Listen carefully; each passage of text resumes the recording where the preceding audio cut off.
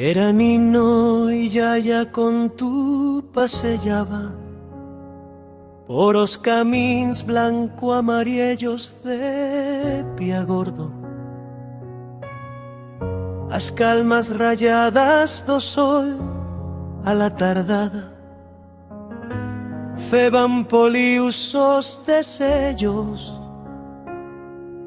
A llora me dicibas amorosa que caleba saludar con un sonriso, con adioses ao labrador que tornaba con una xata de sudos no guembro, o a las mullers que descansaban un ratet a lo que remataba la luz como en una iglesia do yermo. Y yo sonrisaba y moveba la maneta fendo tal como dicibas ta saludar a todos.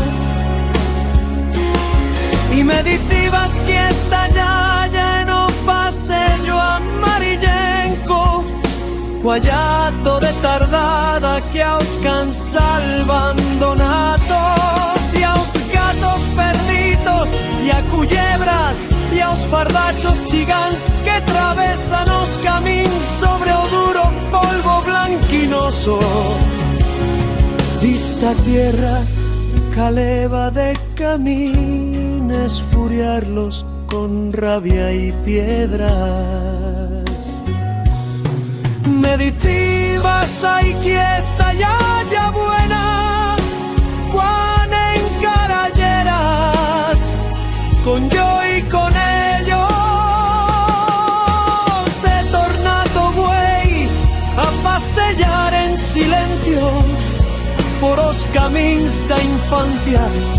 As colos amarillas son unas atrás, colos amarillas o tiempo a saturato di machens os míos huellos días y nueis s'han impreso en la carne como señal se inflama. Se tornato güey y he saludado con un crostón de feuto y pan, con un sonriso a canal abandonato de huellos baixos, de huellos debuixando fereda y fambre. Lo he saludado como a un igual sobre esta tierra, como a soben se saludan los amigos, como dicibas ya que fese con los hombres li he dato lo que teneba.